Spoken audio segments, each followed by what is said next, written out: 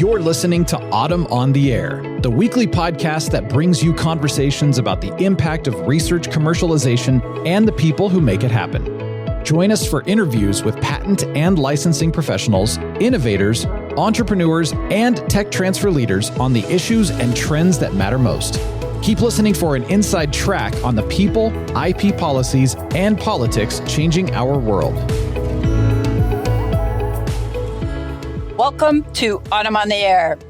Today we're joined by Dr. Holden Thorp, editor-in-chief of the Science family of journals, one of the most influential voices in global scientific discourse. Dr. Thorp brings a unique perspective as a chemist, former Chancellor of UNC-Chapel Hill, Provost at Washington University in St. Louis, and co-founder of biotech innovator Viamet Pharmaceuticals. He's also the co-author of 2 books on the role of universities in fostering innovation and a fierce advocate for scientific integrity. Welcome to the podcast, Dr. Thorp, and thank you for taking the time to discuss the NIH funding crisis, its implications for research universities, and whether there's a light at the end of this tunnel. Thanks, Lisa. It's great to be here, and please call me Holden. Thanks, Holden. Well, let's get right into it. The NIH's February 7th directive capped indirect cost reimbursement at 15%, which was a drastic cut from the typical 50 to 60% rates. How does this undermine the actual cost of running a lab or research facility? And what does it mean for universities already negotiating grants under these terms? Yes, well, that was certainly an earthquake when it came out. And, I think it's always worth going over exactly how and why we do it this way. It does seem a little complicated and difficult to explain to a lot of people. But I saw somebody who's a much better communicator than I am, Celine Gounder, on the news the other night. And she said, this is like if you're cooking and you have the ingredients and you have the salaries of the cook, those are the direct costs. And then if you have the pots and the pans and the stove and the electricity, those are the indirect costs. So in our world, the salaries of the researchers and the mice and the chemical supplies and pipette tubes, those are the direct costs, and the indirect costs are the building and the electricity and the radiation disposal, and of course, for your listeners, the tech transfer office. So these are all vital parts of getting the work done. And 80 years ago, when we started to have a federal research enterprise in the United States, the decision was made correctly, in my view, and very well supported by the results that have come out since, to have the research done by professors at universities and not in some government facility.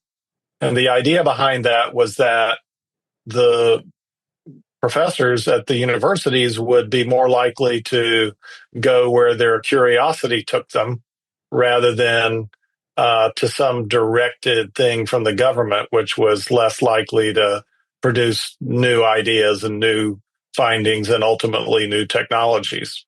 And the universities initially said, well, that's going to be too expensive. We can't afford to build these buildings and do all this stuff. And so the idea of universities and the federal government sharing the indirect costs was born then. And the indirect cost portion of the federal grant is the federal government's contribution to this. And your listeners who are in the middle of this all the time would know that the university probably puts in about at least an equal amount to what the federal government puts in. So if you have $1 in direct costs, the easiest way to think of it is you have 50 cents in indirect costs from the federal government and 50 cents from the university. And so we've had this equal partnership for 80 years to provide this environment. And if the feds walk away from 35 cents of that dollar, or 70% of what they put in, then we're talking about cuts at major universities that are north of $100 million. And we're talking about cuts at smaller places that might be smaller numbers, but could be just as as difficult to replace. And I actually worry a lot about those institutions, which probably represents a lot of people listening to this.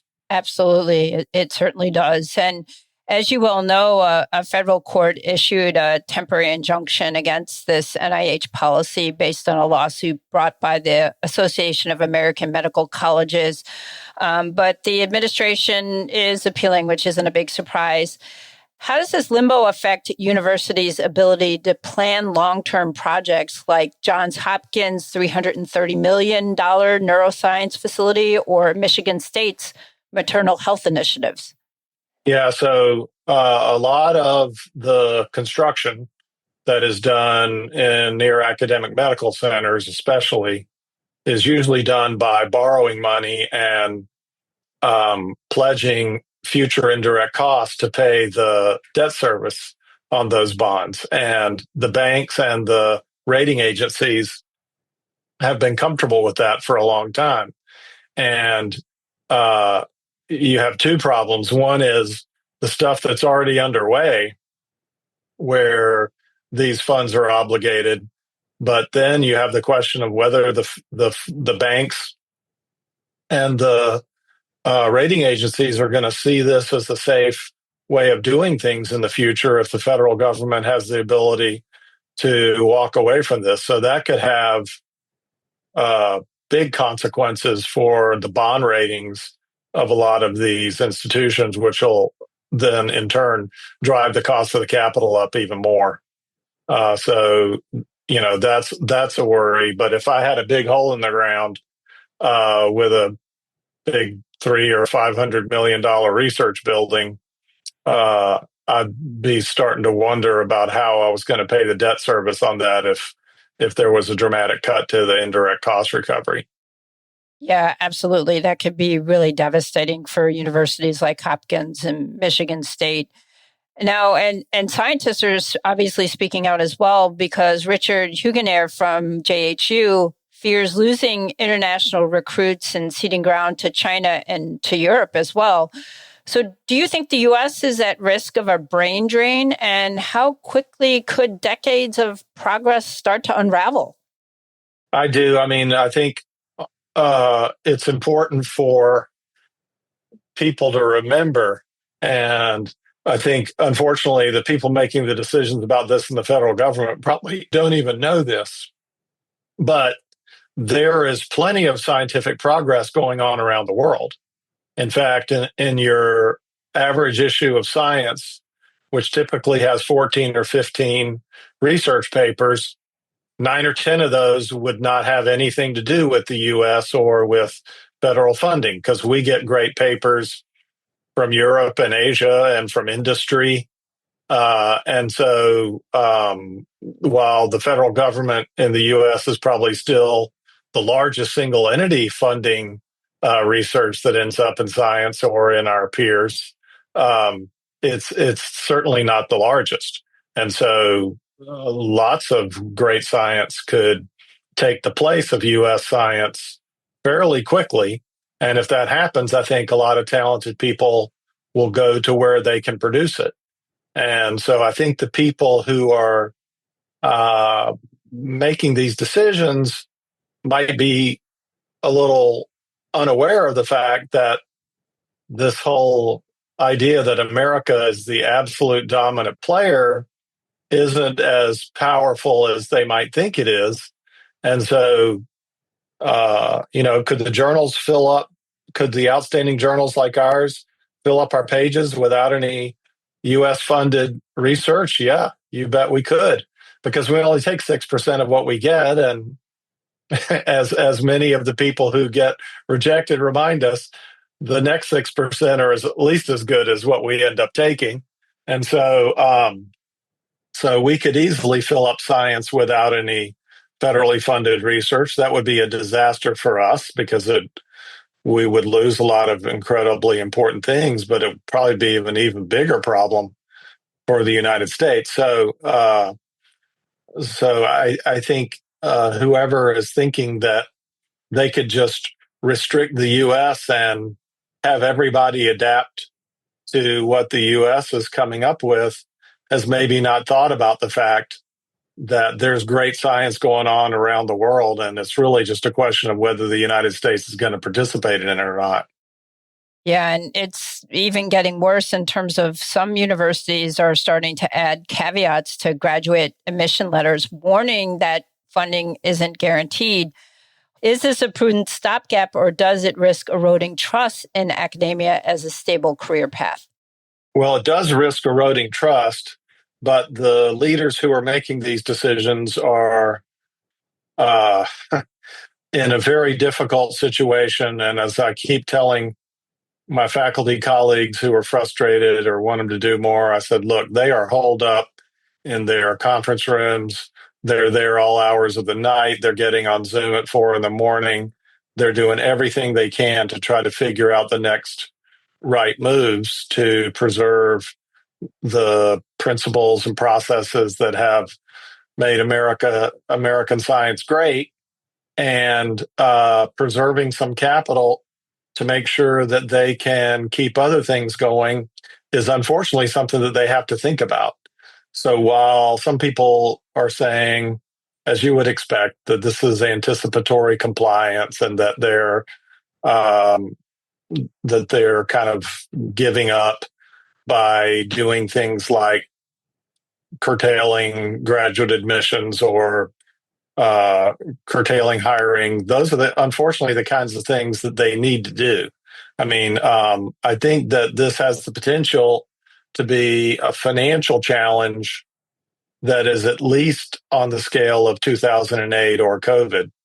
And if you think about those challenges, I was the chancellor at UNC-Chapel Hill in 2008. We were already starting to tap on the brake by this point in that crisis. And unfortunately, these institutions that have been around for hundreds of years that have tens of thousands of people to take care of, this is the kind of thing that they're going to have to be thinking about. So we touched on the litigation that was brought by the Association of American Medical Colleges. Beyond litigation, what do you think universities can do? Can they collaborate with industry, nonprofits, and state governments to try and pressure Congress? Do you think there's any benefit in that route?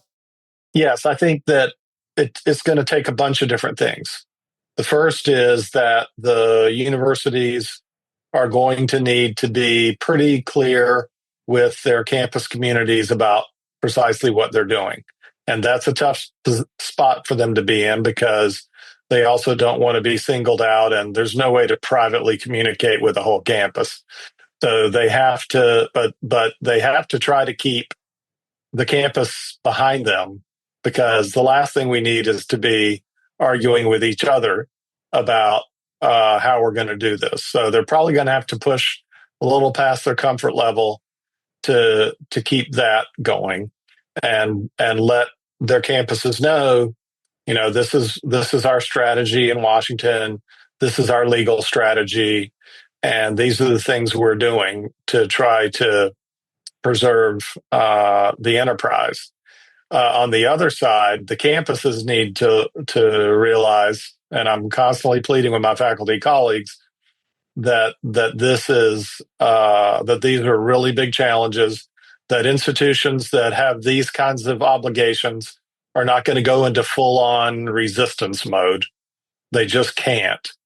But those of us who are protected by academic freedom and by the First Amendment, we can do more. And it's a large coalition. You have the universities, you have the societies, you have the associations, you have the journals, you have the faculty, and it's the collective work of that group that is important, not just what any one set of stakeholders is doing.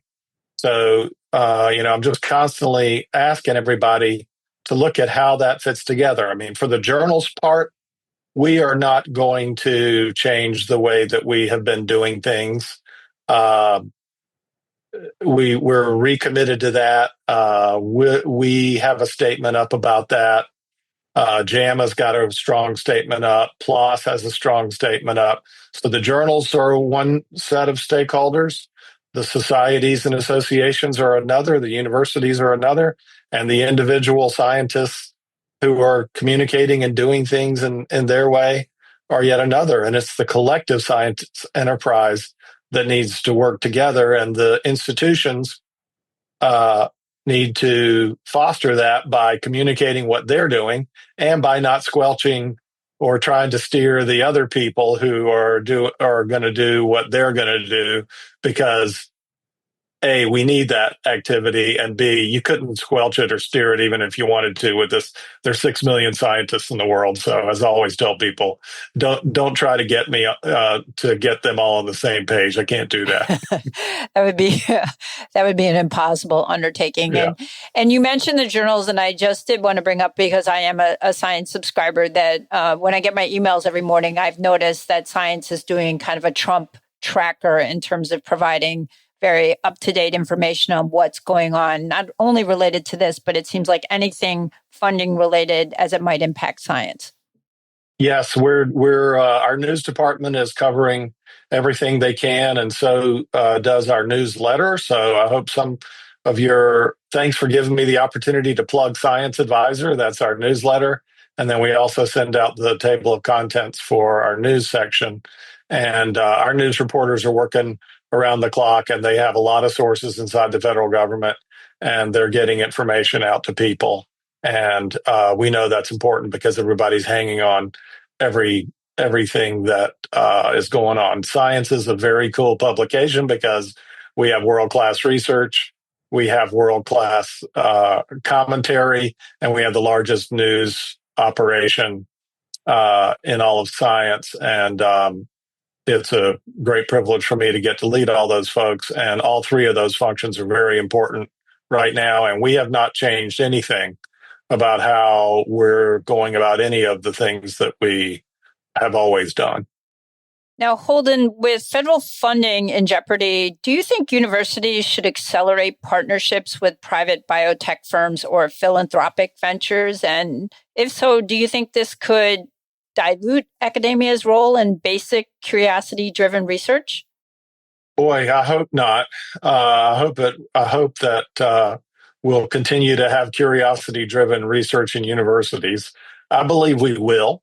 I think that there's going to be a lot of noise and a lot of chaos for some period of months here. But when we get to the other side of this, and after Congress has done their process, we might have a much better idea and after the legal things have played out, we might have a much better idea of what we can do. There will be things that we have lost, and some of those things are very, very important, and especially the ones that create an opportunity for more people to be involved in science who haven't had a fair chance at doing that.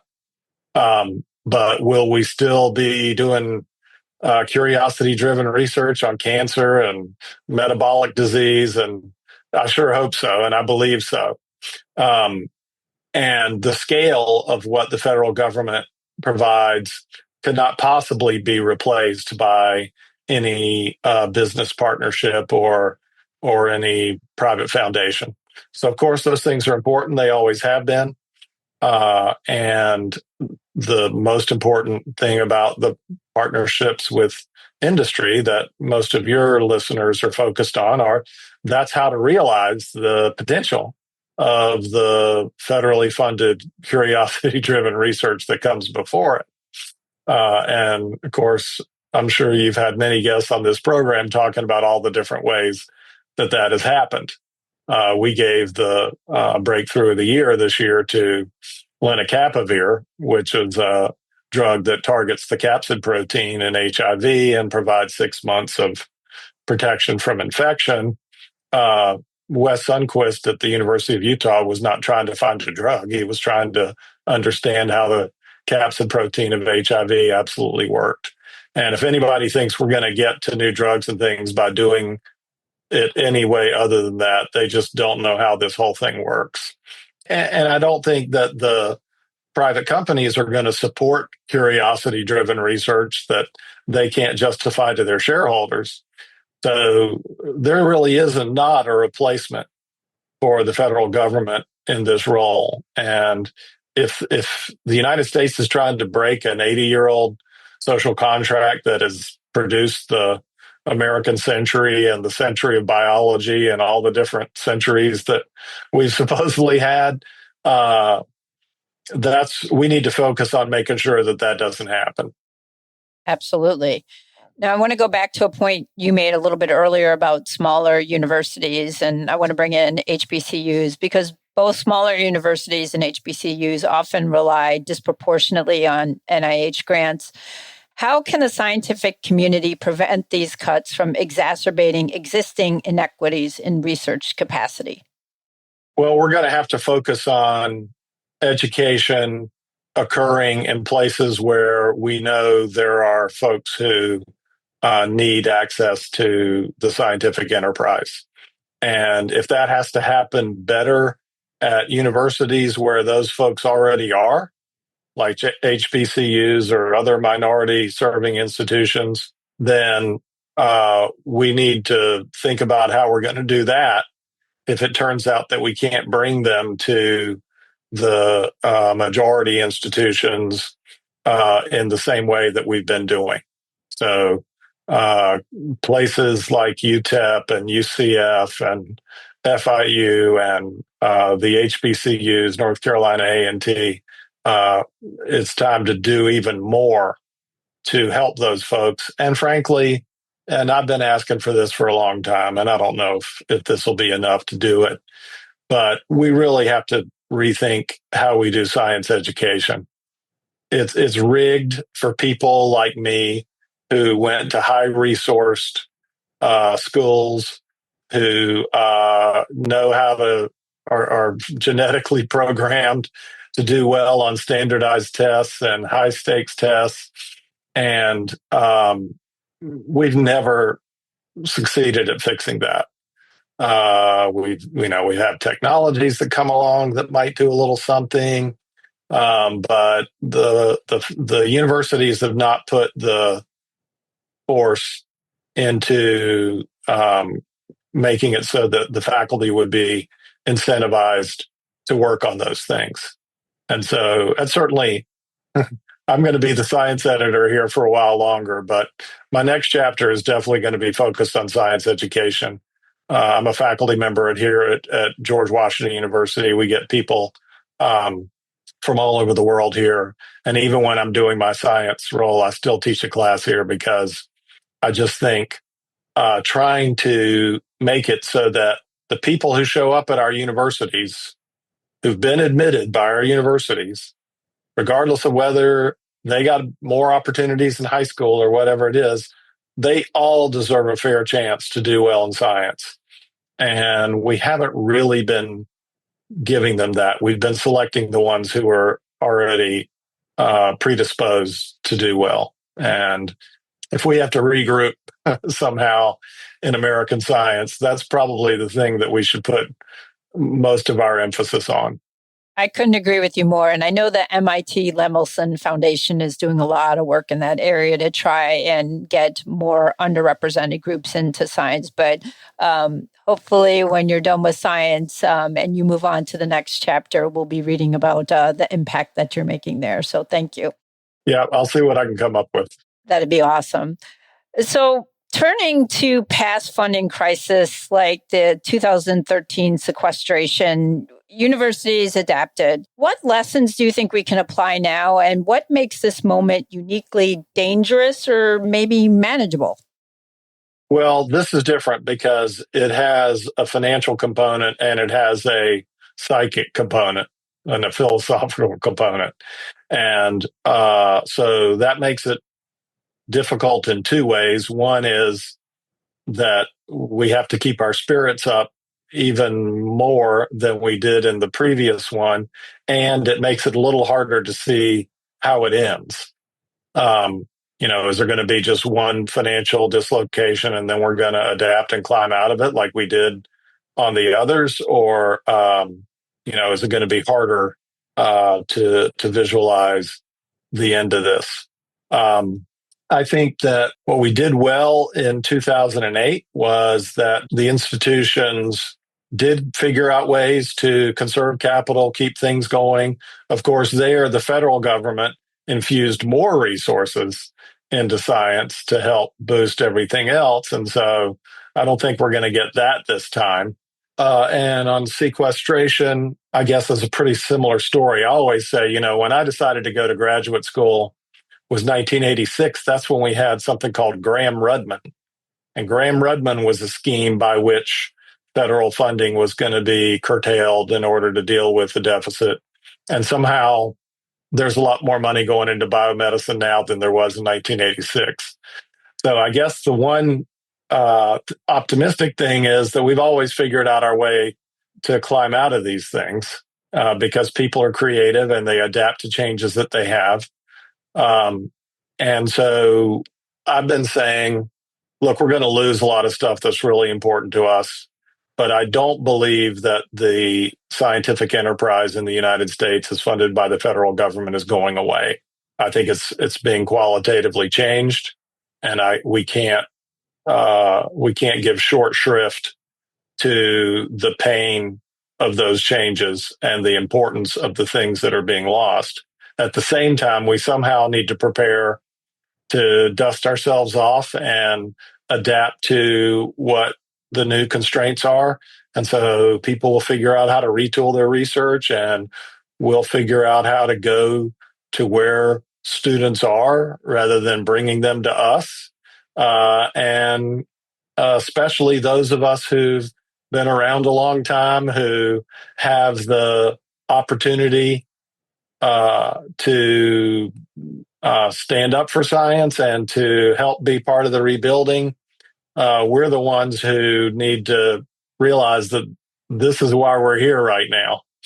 So I've been saying to people who are sort of at my stage and older, all right, folks, this is what we signed up for, and we need to dig in and use the opportunity that we have to help what I think of as two younger groups. One is the people who are, I'm 60, so 20 years younger than I am or something, who have devoted their lives to this system. We need to figure out how to help them keep going because they've made an enormous investment in being here. And we've made an enormous investment in their capability. And then there's the younger group that are just going to graduate school. Now, my advice to them is the same advice I gave to myself in 1986. If you're starting graduate school right now, by the time you finish 5 years from now, a lot of this stuff will have sorted itself out. So there's probably no better place to be right now than in graduate school while all this chaos is going on around you. I also 1986 was also a horrendous recession. I don't even think I knew that until I got older and looked at the economic data. So I think the young people, hopefully many of them will persist. The ones in the middle are the ones I'm most worried about.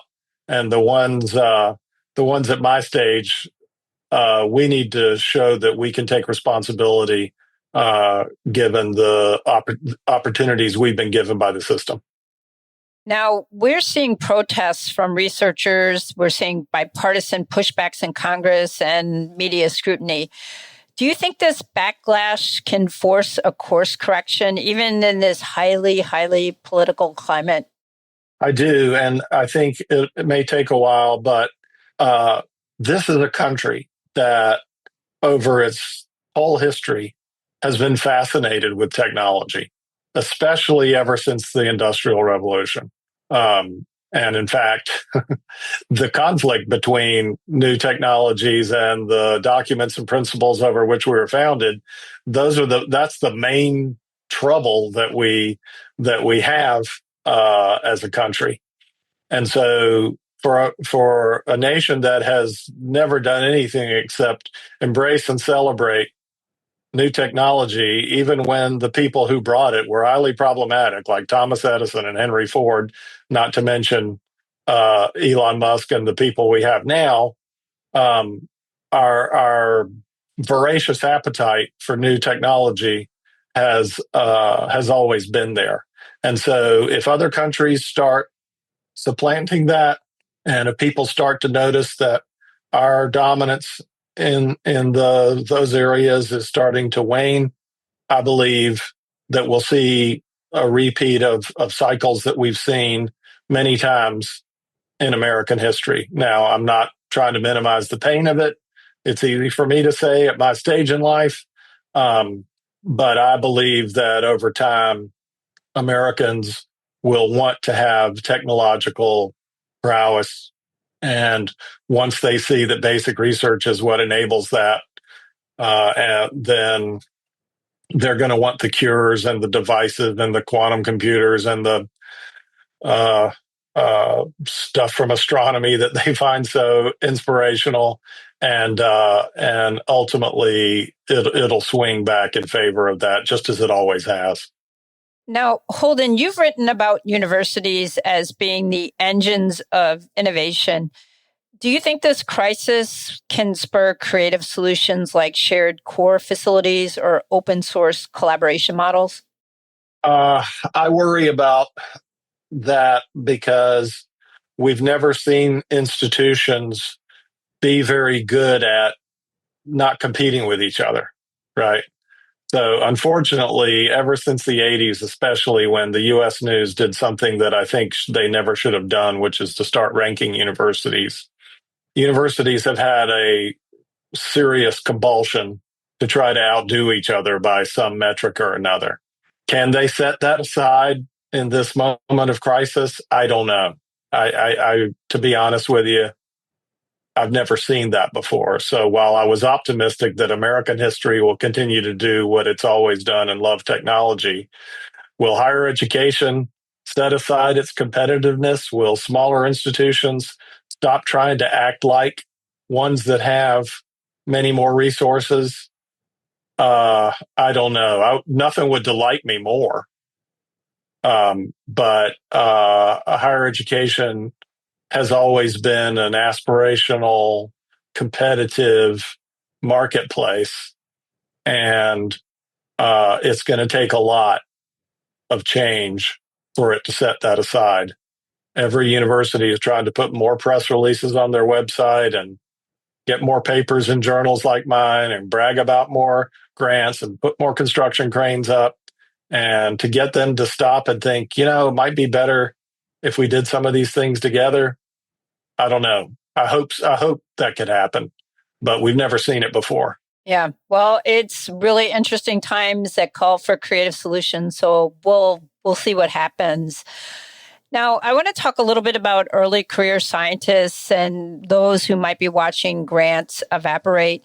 What advice do you have to them with respect to persevering, and what message do you think universities should send to reassure them? Yeah, well, I think we've already talked a lot about this.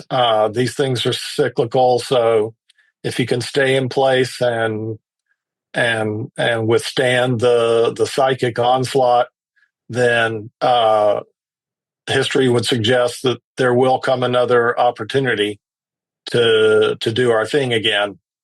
And I think that is precisely what the universities need to be saying. This is a moment of intense pain and grief, and universities have a pastoral role to play to help people get through that. I realize it's complicated for them because it doesn't necessarily play well for everybody to be saying this is some god-awful crisis. But first things first. And the first thing that comes first for universities are the faculty, staff, and students who are in there. And the captains of the ship need to take care of their crew first and foremost. Otherwise, they're not going to be able to sail a ship.